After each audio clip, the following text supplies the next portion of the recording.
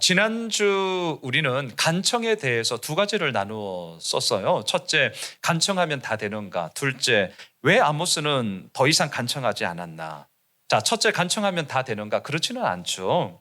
그럼 우리가 어떻게 해야 되냐고요? 기도의 그 응답의 조건은 내가 얼마나 더 간절해야 되나? 내가 얼마나 더 많은 시간을 기도해야 되나? 소위 출발점이 나로부터 시작되는 것이 아니라 하나님의 하나님 되심에 근거하여서 그 하나님께 그 응답의 조건이 달려져 있다. 이것을 우리가 나누었어요. 자, 방금 제가 이렇게 말씀한 것, 나의 어떠함에 따라서 기도의 응답이 되는 것이 아니라 하나님의 어떠함에 따라서 응답이 되는 겁니다. 라는 이 말이 행여라도 헷갈린다. 목사님 그 말이 너무 어려워요. 이러시는 분이 있다면 창세기 18장에서 아브라함이 소돔과 고모라를 위해 기도했던 그 기도, 그리고 아모스가 7장에서 북이스라엘 백성들을 위해서 했던 그 기도를 생각하시면 돼요. 자, 아브라함이 소돔과 고모라의 멸망의 이야기를 듣고 뭐라고 기도했습니까? 하나님은 정의를 가지고 세상을 심판하시는 심판자가 아니십니까? 그런데 의인과 악인을 함께 망하게 하신다면 하나님의 정의로움, 하나님의 공의로움은 온데간데 없는 것 아니겠습니까? 하나님의 그 정의, 하나님의 그 공의에 근거하여 의인과 악인을 구분해 주십시오. 함께 망하는 것은 부당한 아이다. 예, 이거예요. 하나님의 하나님 되심에 근거하여서 기도를 했기에 그 간청 가운데 응답을 받았던 거죠. 아모스도 마찬가지예요. 하나님, 야곱이 미약하오니 하나님께서 재앙을 내리시면 어떻게 살 수 있습니까? 다 죽어요. 하나님 안 됩니다. 이때 야곱이라는 말이 뭐예요? 하나님의 주권과 하나님의 선택으로 이루어진 것이니 하나님의 그 근거함에 이루어진 모든 백성을 하나님이 살려주셔야 되지 않겠습니까? 이거였잖아요. 자, 둘째. 그런데 왜 아모스는 그럼 계속해서 그런 식으로 간청하면 되지 왜 간청 안 했냐는 거였죠. 두 번씩이나 아모스는 간청했고 또한 그것에 대해서 하나님은 그대로 응답해 주셨습니다. 그런데 이게 웬일입니까? 정작 그렇게 간청하며 그렇게 기도했는 그 북이스라엘 백성들의 삶을 이렇게 보니까 달라진 게 아무것도 없어요. 아니, 더 정확하게 말하면요, 하나님의 은혜에 대해서 감사하는 건 고사하고 여전히 산당에서 우상 숭배를 하면서 더 그냥 악랄하게 하나님과는 전혀 상관없는 그런 삶을 여전히 살아가고 있는 걸 보게 된 겁니다. 얼마나 기가 막힙니까? 그래서 아모스가 말했어요. 이삭의 산당들이 황폐될 것이고 이스라엘의 성소들이 다 무너져 버릴 거다. 우리가 알죠. 이삭의 산당, 이삭 웃음거리. 하나님과는 전혀 상관없는 불신앙으로 가득가득 차고 있으니 어찌 저것이 이삭의 산당이 아닐 수 있으랴. 웃음거리의 산당이 아닐 수 있으랴.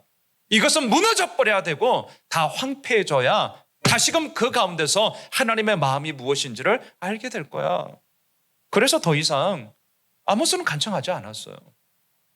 자, 이것이 우리가 세 번째 보았던 다림줄 한 상을 통하여서 나누었던 말씀이에요. 자, 그럼 보십시오. 이렇게 전체적인 문맥을 흐름을 보면 첫 번째 메뚜기 재앙, 두 번째 불의 재앙, 세 번째 다림줄 재앙, 이렇게 연이어서 재앙의 이야기가 쭉 이어져 나오고 있습니다. 그렇다면 우리가 상식적으로 또 글을 쓰거나 이렇게 말을 할 때도 소위 논리가 필요한 거잖아요. 논리가 없으면 우리가 잡기가 어렵죠. 이러한 논리적인 흐름 가운데 그럼 그 다음에 나와야 될 내용이 뭐가 되어야 자연스러웁니까? 네 번째 한상이 나와야죠. 그래야 이 논리적인 흐름 가운데 자연스러워요. 그런데 이제 우리가 질문을 던지게 되는 것은 오늘 본문을 보시면 네 번째 환상의 이야기가 아니라 아모스 선지자와 베델의 제사장이었던 아마샤와의 한판 대결의 이야기가 나오더라는 거죠. 그리고 나서 우리가 다음 주 보겠지만 8장에서 네 번째 환상의 이야기가 나옵니다. 자, 질문해야 돼요. 왜 아모스는 세 번째 한상 다음에 네 번째 한상, 다섯 번째 한상 이렇게 하면 논리적으로 흐름상 아주 자연스러운데 왜 오늘 본문에서 그 사이에 자신과 아마샤의 이 한판 대결의 이야기, 이 스토리를 그 사이에 기록하고 있을까? 왜 이렇게 했을까? 그것을 이렇게 정리할 수 있습니다. 지난주 이삭의 산당이라는 이 용어를 통하여서 북이스라엘 백성들의 영적 형편이 얼마나 형편없었는가를 아주 풍자적으로 이야기했던 것처럼 이번에는요, 더 노골적으로 그 산당의 대표되는 사람 베델의 제사장 아마샤의 모습을 통해서 이들의 영적 형편이 진짜 완전히 볼품이 없다, 완전히 무너져 버렸다, 이것을 아주 리얼하게 고발하기 위함이었습니다. 자, 이 구도를 생각하시면서 오늘 본문으로 들어가 보시죠. 10절을 보세요. 자, 10절 같이 읽읍시다. 시작. 때에 베델의 제사장 아마시아가 이스라엘의 왕 여로보암에게 보내어 이르되 이스라엘 족속 중에 아모스가 왕을 모반하나니 그 모든 말을 이 땅이 견딜 수 없나이다. 아마시아, 여호와는 강하시다 라는 뜻입니다. 베델, 하나님의 집이라는 뜻이죠. 자, 이름의 뜻을 보면 뭐 거창해요. 너무너무 좋습니다. 하나님이 거하시는 집 베델에서 여호와는 강하시다를 선포하는 아마시아. 오, 이름만 보면, 겉으로만 보면 얼마나 좋아요. 그런데 아십니까? 당시 이 베델의 실상은요, 마치 양파 껍질 벗기듯이 이렇게 까보니까 그 이름의 뜻과는 완전히 다른 모습이었어요. 계속 자막을 보십시오. 열왕기상 12장 28절로 30절입니다. 이에 계획하고 두 금송아지를 만들고 무리에게 말하기를 너희가 다시는 예루살렘에 올라갈 것이 없도다. 이스라엘아, 이는 너희를 애굽 땅에서 인도하여 올린 너희의 신들이라 하고 하나는 베델에 두고 하나는 단에 둔지라. 이 일이 죄가 되었으니 이는 백성들이 단까지 가서 그 하나에게 경배함이더라. 무엇입니까? 북이스라엘의 초대 왕이었던 여로보암이 금송아지 우상을 떡하니 만들어서 이것이 우리들을 출애굽하며 인도하여 주신 신이다, 하나님이다, 그러면서 베델과 단에 두었어요. 그리고 지금 아모스 선지자가 활약하고 있는 이때는 그때로부터 대략 한 200여 년이 흐른 시간입니다. 여전히 그 베델에서는요, 이 금송아지를 중심으로 하여서 우상 숭배가 일어나고 있었고요. 오늘 본문에서 아모스를 대적하고 있는 이 베델의 제사장 아마샤가 그 중심에 서 있었던 자였습니다. 아마샤는 오늘 본문을 보면 아모스를 공격하는데 투 트랙으로 공격해요. 두 방향으로. 첫째, 왕에게 아모스를 모함하고 있어요. 또 한편에서는 직접적으로 아모스를 협박하고 조롱하고 비아냥대고 있습니다. 자, 먼저 아마샤는 왕에게 모함을 하고 있는데 어떻게 모함하고 있느냐? 오늘 보면 10절을 보시면 왕이여, 아모스가 왕을 모반하고 있습니다. 이렇게 모함을 해요. 자, 모반이라는 단어는 쿠데타라는 단어와 똑같은 단어죠. 쿠데타예요. 얼마나 위험한 말입니까? 그리고 이 말을 잘못 쓰면요, 정말 무고한 사람들이 희생을 당할 만큼 피비린내가 날 수 있는 엄청난 파장을 일으킬 수 있는 얘기예요. 이런 말 함부로 쓰면 안 되잖아요. 그런데 이런 말을 아주 의도적으로 사용하고 있습니다. 그러면서 뭐라고 하냐면 아모스가 하는 이 모든 말들이 이 땅이, 다시 말하면 이 나라가 견디지 못하고 있다고 과장하고 확대 해석을 하면서 이 아모스를 모함하고 있어요. 이 거짓 제사장 아마샤가 모반하고 있는 근거가 이렇습니다. 11절을 보십시오. 자막을 보시면 됩니다. 같이 읽을까요? 시작. 아모스가 말하기를 여로보암은 칼에 죽겠고 이스라엘은 반드시 사로잡혀 그 땅에서 떠나겠다 하나이다. 자, 팩트 체크를 한번 해보죠. 이렇게 아모스가 말했다고 아마샤가 지금 왕에게 모함하고 있어요. 자, 팩트 체크. 아모스가 진짜 이 말을 했는가? 했어요. 했어요. 어디에서 했는가? 자막을 보세요. 아모스 7장 9절입니다. 아모스 7장 9절. 이삭의 산당들이 황폐되며 이스라엘의 성소들이 파괴될 것이라 내가 일어나 칼로 여로보암의 집을 치리라 하시니라. 지난주 본문이에요. 이렇게 아모스가 얘기를 했어요. 그리고 그동안 우리가 쭉 보았지만 이 아모스 선지자가 이 북이스라엘이 망하게 될 것이며 포로로 끌려가게 될 것이라는 얘기를 했어요. 그런데 보십시오. 아모스가 이렇게 말한 것이 팩트적으로는 사실이지만 전후 문맥을 보면 무슨 내용입니까? 쿠데타를 일으키자는 얘기가 아니었어요. 모반을 하자는 얘기가 아니었습니다. 전혀 상관이 없어요. 아모스의 이 말은요, 아무리 말을 해도 회개하지 않는 북이스라엘 백성들을 향한 하나님의 준엄한 심판이 있을 거다라는 심판의 선언이었죠. 그런데 아마샤는 앞뒤 문맥을 다 잘라버려요. 그리고 자기가 필요한 말만 큰 따옴표를 딱 따가지고 아모스가 나라를 모반하려고 여로보암의 집 왕실이 칼로 죽을 거야 될 거라고 이렇게 얘기하고 있습니다. 이건 난리가 났습니다. 이렇게 얘기를 하고 있는 것이죠. 아모스가 그러던데요, 이거예요. 아모스가 그러던데요. 여러분, 저희가 이 말씀을 이렇게 묵상을 하면서 이런 생각을 했어요. 대화를 할 때 우리가 이럴 때가 있어요. 집사님, 근데 어느 집사님이 그러던데 정말 맞아요? 아니면 목사님, 어느 집사님이 누가 그러던데 이런 게 진짜 맞아요? 진짜 그런 거예요? 우리 이럴 때 있죠. 대화할 때 보면 진짜 이런 거 많아요. 자, 우리가 이런 식으로 다른 사람들에게 얘기할 때도 있고요. 또한 다른 사람이 이런 식으로 우리에게, 나에게 이렇게 말을 할 때 이제 우리가 그렇게 들을 때가 있어요. 여러분, 이런 말을 들을 때 여러분들은 어떠셔요? 누가 그러던데요? 이러면서 이제 시작하는 이런 말들. 때로는 그 말의 내용보다는 더 사람의 마음속에 남는 건 뭐냐면 이거예요. 근데 그 말을 누가 했다는 거지? 도대체 저 말을 누가 했다는 거야? 이렇게 되묻고 싶을 때가 사실 있어요. 있어요. 저는 이런 말을 들으면 항상은 아니지만 가끔은 제가 되묻습니다. 근데 그런 말을 누가 하던가요? 저 되물어요. 자, 이렇게 되물을 때에 마음이 있어요, 마음. 제가 왜 이렇게 되묻느냐? 그때 우리가 말하고자 하는 그 마음이 있어요. 제가 이렇게 되묻잖아요. 그러면 10중 8구는 뭐라고 대답을 할까요? 근데 그거 누가 그렇게 얘기해요? 뭐라고 대답할까요, 저에게? 목사님, 그건 말할 수 없죠. 10중 8구 이렇게 대답해요. 저도 그렇게 대답하리라 알고 있었습니다. 근데 제가 왜 가끔은, 항상은 아니지만 가끔은, 근데 그 말을 누가 하던가요? 이렇게 제가 되묻는 이유가 있어요. 자, 그게 뭐냐면 이런 거죠. 우리들 마음속에 누가 그러던데요? 라고 이렇게 말을 할 때 우리의 마음에 하나는 회피해하는 마음이 있고요. 하나는 그 말을 함으로써 내가 하고 있는 말이 객관적으로 보장을 받는다라는 보장받고 싶은 마음이 우리들 가운데 있다는 것을 저는 보게 됩니다. 자, 회피가 있어요. 회피. 이런 거예요. 누가 그러던데요? 이렇게 말함으로써 지금 내가 하는 말은 내 말이 아니라는 거죠. 그걸 전제를 딱 까는 거죠. 그리고 나서 뭐예요? 다른 누군가가 그렇게 말하는 것을 나는 전달할 뿐입니다. 이거예요.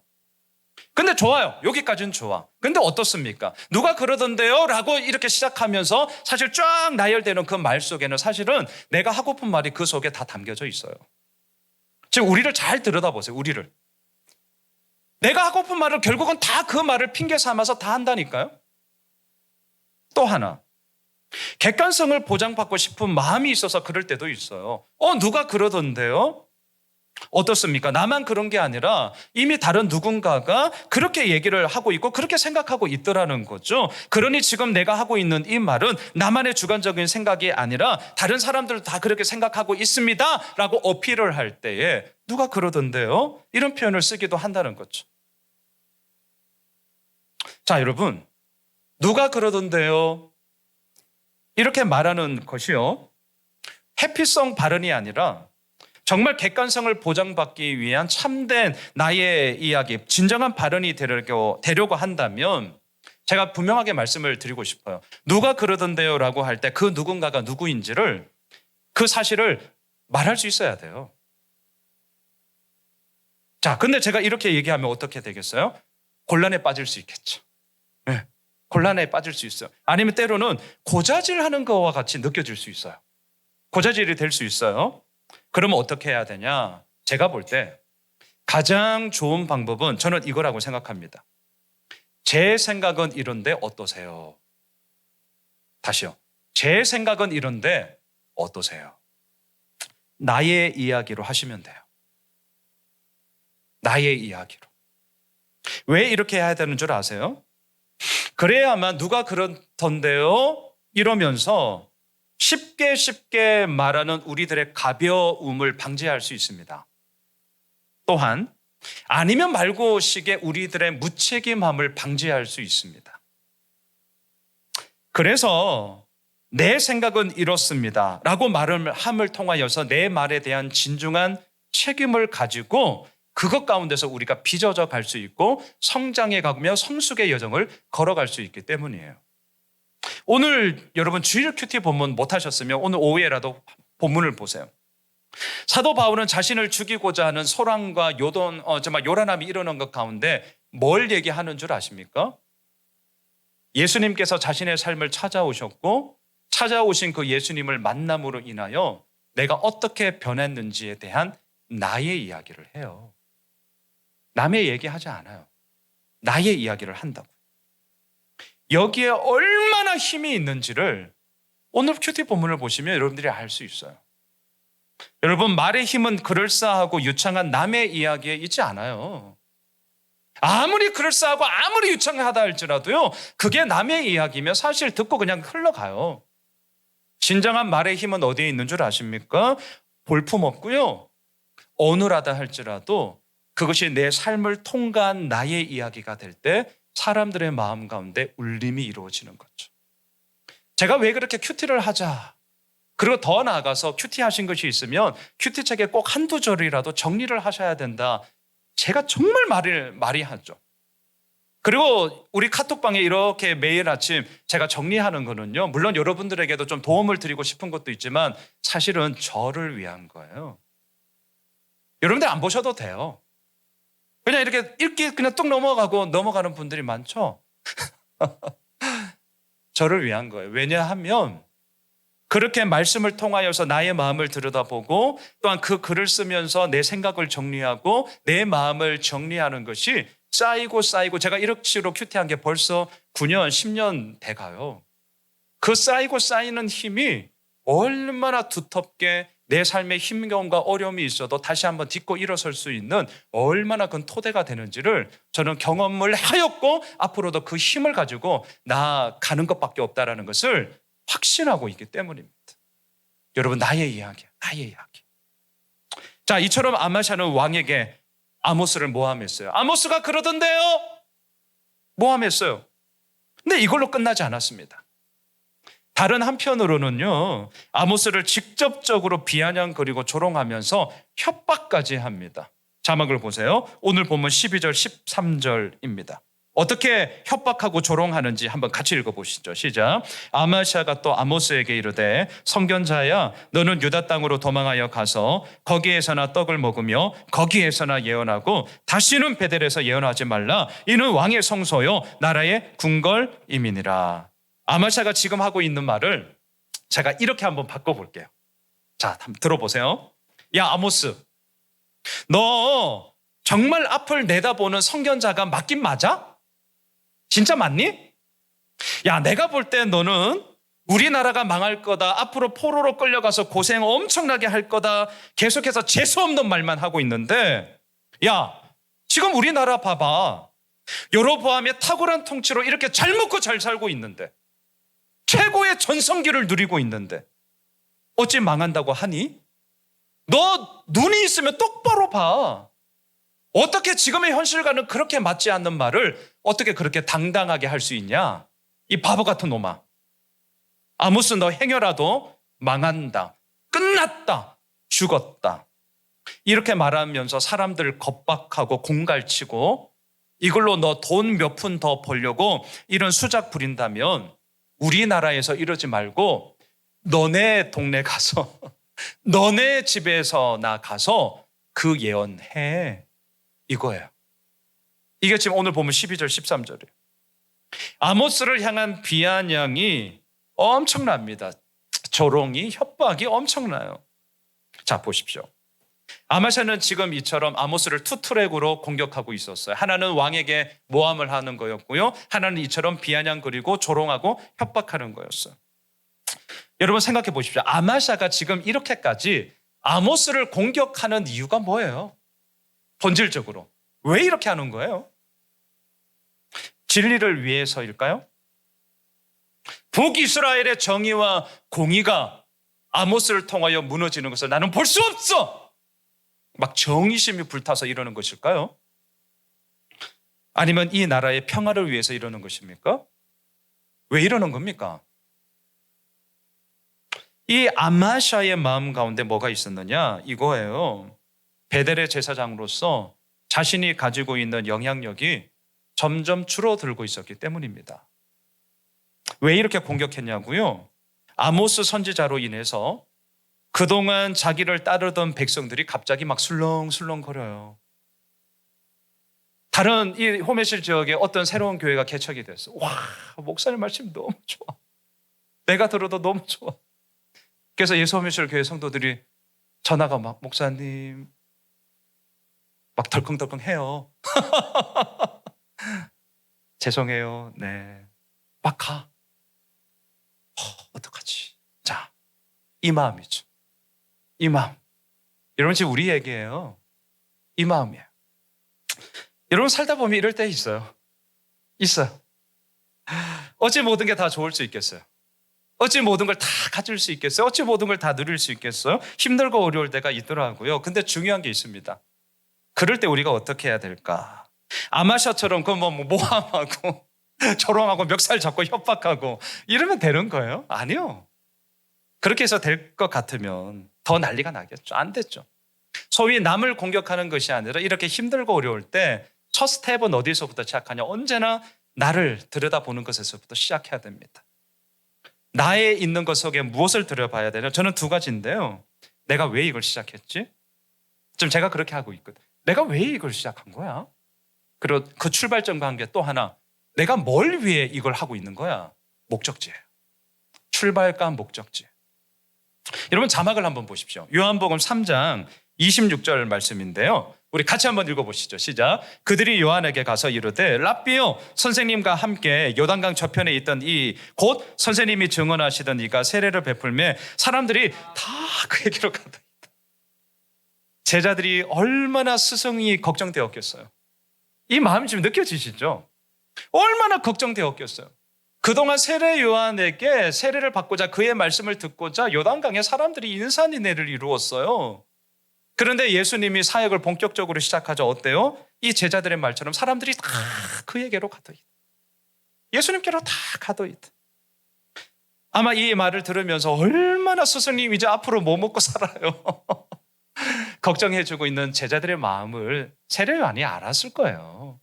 네, 고맙죠. 그 마음이 고맙죠. 하지만 고마운 건 고마운 거고 그럼에도 불구하고 분명한 건 분명한 거예요. 자, 계속 자막을 보세요. 이렇게 말하는 제자들에게 세례 요한이 대답을 합니다. 3장 27절 30절. 요한이 대답하여 이르되 만일 하늘에서 주신 바 아니면 사람이 아무것도 받을 수 없느니라. 내가 말한 바 나는 그리스도가 아니요 그의 앞에 보내심을 받은 자라고 한 것을 증언할 자는 너희다. 신부를 취하는 자는 신랑이나 서서 신랑의 음성을 듣는 친구가 크게 기뻐하나니 나는 이러한 기쁨으로 충만하였노라. 그는 흥하여야 하겠고 나는 쇠하여야 하리라 하니라. 자, 보세요. 세례 요한이 뭘 얘기하고 있습니까?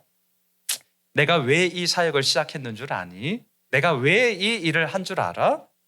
나는 그리스도가 오시기 전에 먼저 그 그리스도의 보내심을 미리 증거하는 자로 내가 서 있기 때문에 이걸 위해 내가 이 사역을 시작한 거야. 자기의 출발점을 얘기합니다. 그리고 또 하나, 나의 목적지가 어딘 줄 아니? 나의 이 사역을 통하여서 내가 이 일을 통해서 궁극적으로 이루고자 하는 것이 뭔 줄 아니? 자, 30절. 이 유명한 구절 우리 다시 한번 읽읍시다. 시작. 그는 흥하여야 하겠고 나는 쇠하여야 하리라. 이게 나의 목적이다. 세례 요한은요, 너무나 분명한 출발과 너무나 분명한 목적을 가지고 있었죠. 그러니까 어떻습니까? 사람들이 다 떠나요. 이제 우리 어떻게 되는 거예요? 이거 앞으로 어떻게 해야 되는 거예요? 이런 말에 흔들리지 않고 세례 요한은 끝까지 자신의 사명을 감당하며 나아갔던 것이죠. 최근에 우리 몇몇 집사님들이 새롭게 일을 시작하셨어요. 우리 이 자리에도 지금 계시지만 우리 주일 찬양팀 싱으로 섬겨주시는 우리 이선영 집사님. 일을 새롭게 시작하면서 저에게 기도 제목도 주고 또한 그것을 통해서 그 기도 제목이 응답받았다고 너무나 막 감사한 얘기를 들으면서 저도 막 감사했어요. 근데 이게 웬일이에요? 일을 진행하는 가운데 전혀 또 생각지 못한 일로 인해서 어려움을 겪게 된 거예요. 그리고 물론 지금도 풀어야 되는 숙제가 있어요. 저도 함께 기도하고 있습니다. 그런데 어떻습니까? 이러한 일들이 있을 때 우리 집사님만이 아니라 우리 모두의 이야기예요. 어떤 생각이 들어요? 마음이 우선 답답하고 힘들죠. 그리고 저도 그럴 때가 있는데 내가 괜히 이거 했나? 내가 괜히 이거 했나? 내가 욕심이 너무 큰가? 내가 이거 안 했으면 됐는데 이런 마음이 들어요. 자, 이럴 때 우리가 어떻게 해야 되냐는 거죠. 제가 오늘 주보에 앞서 개업 강구를 한 우리 서가연 집사님, 저는 내일 가려고 합니다. 내일. 코로나 확진자가 지금 연일 뉴스에 보시면 지금 동탄점에서 막 나오고 있죠. 제가 걱정이 됐어요. 걱정이. 오픈은 했는데 소위 오픈팔로 확 당겨야 되는데 코로나 확진자가 이렇게 늘어나지 어떻게 하나. 그래서 전화를 했어요. 뭐 이런저런 얘기를 하니까 아니나 다를까 얘기하더라고요. 일주일 상간에 목사님 코로나 검사만 3번이나 받았어요. 그리고 아마 며칠 전이었으니까 또 그 사이에 또 받았는지 모르겠어요.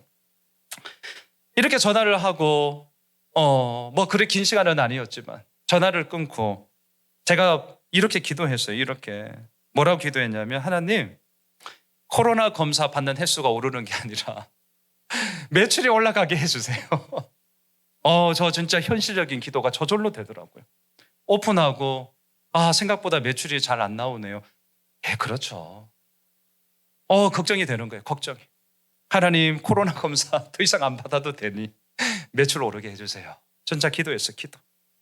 여러분, 이렇게 힘들고 어려운 얘기는 비단 이 두 분만의 이야기가 아니라 우리 모두의 이야기입니다. 중요한 게 있어요.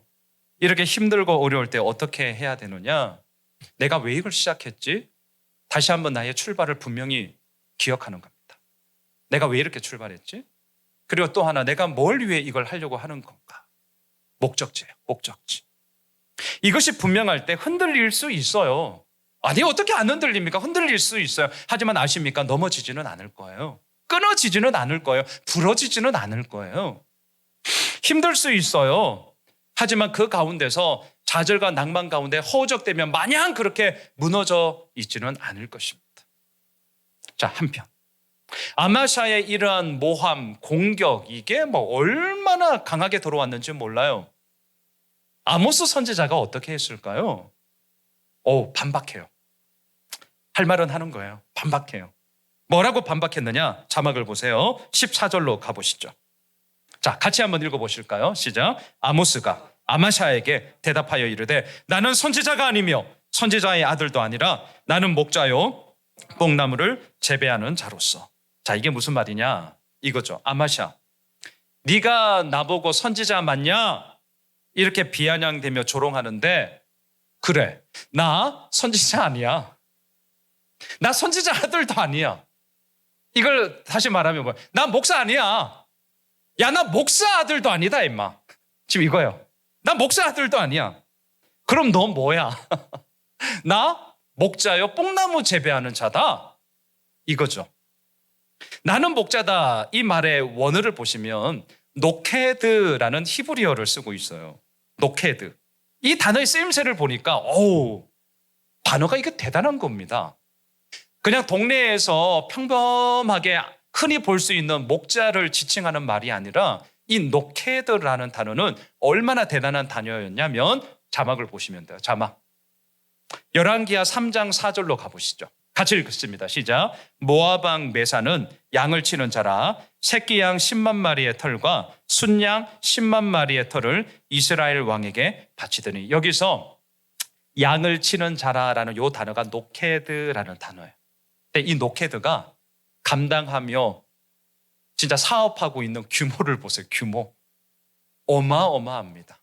새끼 양 10,000마리도 아니고 10만 마리. 이거 하나의 지금 예예요. 예. 순양 10만 마리. 와, 어마어마해요. 이 정도의 스케일이 되는, 이건 대규모 목축업자예요. 대규모 목축업자. 그냥 흔히 동네에서 이렇게 사부작 하는 소상공인이 아니라 대기업이에요. 대기업. 대기업 회장님. 나는 목자다. 나는 뽕나무를 재배하는 자다. 여기서 뽕나무는 정확하게 표현하면 돌무화과 나무인데요. 이 돌무화과 나무를 재배한다는 것은 여기저기 풀을 따라 목초지를 따라 이동하는 게 아니라 워낙 대규모이다 보니까 이제는 목초지 역시 대규모로 소유하고 있다는 것을 의미합니다. 나 대그룹 회장이야. 까불고 있어 진짜. 이거거든요. 자, 지금 아마샤는 너 사람들 겁박해서 막 죽는다, 망한다, 이제 끝장이다. 이게 시한부 종말론자들, 잘못된 신앙의 사람들이 늘 쓰는 거잖아요. 끝났다. 그래서 뭐예요? 왜 지한테 바치라 그래? 지가 부자 돼, 지가. 제발 여러분, 막 속이 터져요. 지금도 대한민국 어느 곳에 그런 인간들이 있을 거예요. 정신 차리셔야 됩니다. 막 조롱되는 거예요. 막 공갈치고 협박해서 너 돈 벌려고 그러는 거지. 이 얘기를 막 들으면서 이 아모스가 얼마나 웃겼겠어요. 한마디 하는 거예요. 나 목자고 나 뽕나무 재배하는 자야. 오늘날로 말하면 야, 나 삼성 회장이야. 이거거든. 야, 나 삼성 회장이야. 아모스는요, 잘 나가는 사업가였습니다. 대규모 목초급을 하는 비즈니스맨이었어요. 그래서 얼마나 이러한 조롱이 참 우스웠겠습니까? 나 돈 많다. 나 돈 많아. 나한테 왜 이러는 거냐? 나 돈 때문에 이러는 거 아니거든? 이렇게 반박을 하면서 계속 자막을 보세요. 15절로 가보시죠. 그럼 아모스는 북이스라엘에 와서 왜 예언하나? 돈도 아닌데. 자, 15절 같이 한번 읽어보시죠. 시작. 양떼를 따를 때에 여호와께서 나를 데려다가 여호와께서 내게 이르시기를 가서 내 백성 이스라엘에게 예언하라 하셨나니 세 가지를 말합니다. 첫째, 언제 부름을 받았느냐? 양떼를 따를 때, 다시 말하면 열심히 일할 때, 그리고 그 열심히 일하는 그 가운데 어마어마한 열매, 결실, 성과를 얻으었을 때, 잘 나갈 때에 부름을 받았다는 거예요. 한가할 때 아닙니다. 망했을 때가 아니에요. 잘 나갈 때였어요. 두 번째, 하나님께서 그래서 어떻게 하셨냐? 나를 데려다가, 원어를 보니까요, 이 데려다가가 무슨 말이냐면 상대방의 의지, 생각, 그 사람의 마음 상관 안 해. 강압적으로 확 잡아가지고 끌어오다, 이런 뜻이에요. 하나님은요, 아모스가 너무나 잘 나갔어요. 사업이 너무나 잘 되었어요. 막 돈을 막 떼거지로 막 긁어 모았어요. 목사 하시겠어요? 아모스를 강권적으로 확 붙잡은 거예요. 그리고 말씀하세요. 뭘? 세 번째, 하나님이 뭐라고 하셨냐? 내 백성 이스라엘에게 가라. 그리고 뭐 하냐? 예언하라. 이것 때문에 내가 지금 여기에 와서 하나님의 말씀을 전하고 있는 거야, 얘기를 합니다. 그러면서 계속 자막을 보세요. 오늘 보면 16절 17절, 아모스는 자신을 대적하고 있는 이 거짓 베델의 제사장 아마샤에게 결정타를, 카운터 펀치를 날려버려요. 16절 17절을 보세요. 이제 너는 여호와의 말씀을 들을지니라. 이제 너는 여호와의 말씀을 들을지니라. 네가 이르기를 이스라엘에 대하여 예언하지 말며 이삭의 집을 향하여 경고하지 말라 하므로 여호와께서 이와 같이 말씀하시기를 네 아내는 성읍 가운데서 창녀가 될 것이요 네 자녀들은 칼에 엎드러지며 네 땅은 측량하여 나누어질 것이며 너는 더러운 땅에서 죽을 것이요 이스라엘은 반드시 사로잡혀 그의 땅에서 떠나리라 하셨느니라. 말씀을 정리하겠습니다. 아모스와 아마샤의 한판 대결이 오늘 본문에 나오고 있습니다.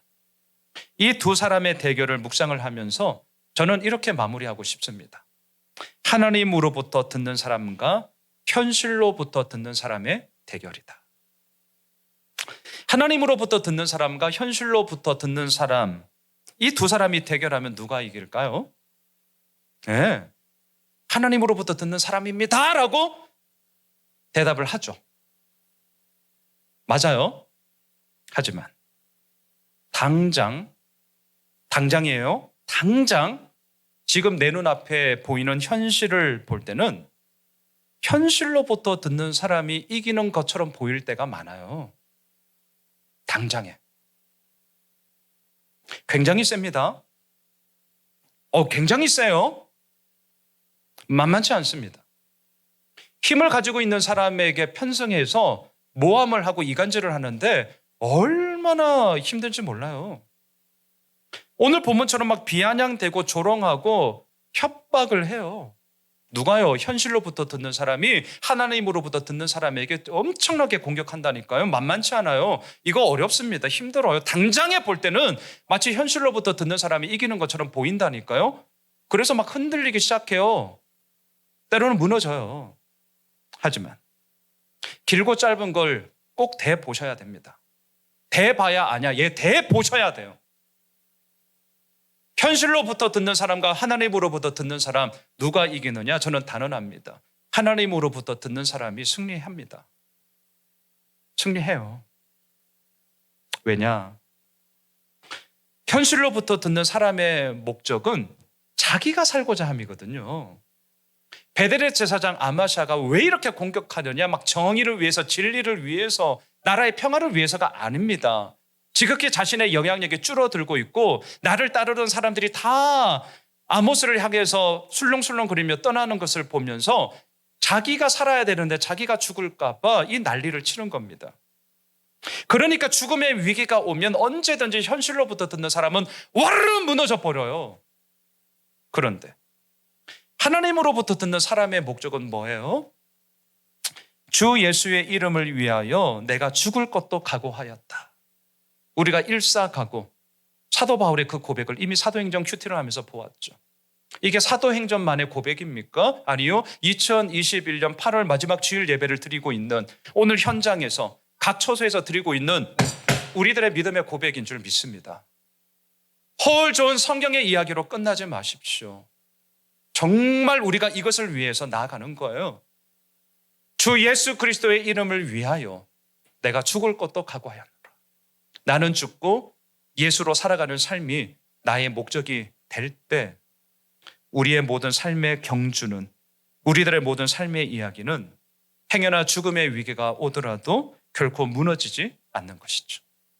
사랑하는 예수 오메실 가족 여러분, 결코 지지 않는 승리의 길이 있습니다. 나는 죽고 예수로 사는 삶입니다. 정말 이것밖에 없습니다. 아모스는 현실로부터 듣는 아마샤에게 결정타를 날려요. 그 결정타가 뭡니까? 16절 이제 너는 여호와의 말씀을 들을지니라. 17절 여호와께서 이와 같이 말씀하시기를. 왜 이렇게 얘기합니까? 여전히 현실로부터 듣는 사람의 그 한계 속에서 벗어나지 못했기 때문이죠. 하나님으로부터 듣는 사람이야말로 이 모든 삶의 어려움과 눈물겨움과 생각지 못한 일로 인하여서 마음이 동동거리고 이거 왜 그러지? 그럴 수 있다니까요. 하지만 그 가운데서 다시금 딛고 일어설 수 있는 힘이 너는 여호와의 말씀을 들을지니라. 오늘도 여기에 우리의 승부처가 있기 때문입니다. 바라기는 하나님으로부터 듣는 사람, 나는 죽고 예수로 사는 삶의 영광스러움, 이 승리의 이야기를 우리가 함께 나누며 나아갑시다. 우리 예수 홈의실 교회가 그러한 교회로 주님 앞에 쓰임 받읍시다. 몸부림을 치면서 그 예수 그리스도의 이름만이 드높아지는 우리 모두가 되시길 주님의 이름으로 축원합니다.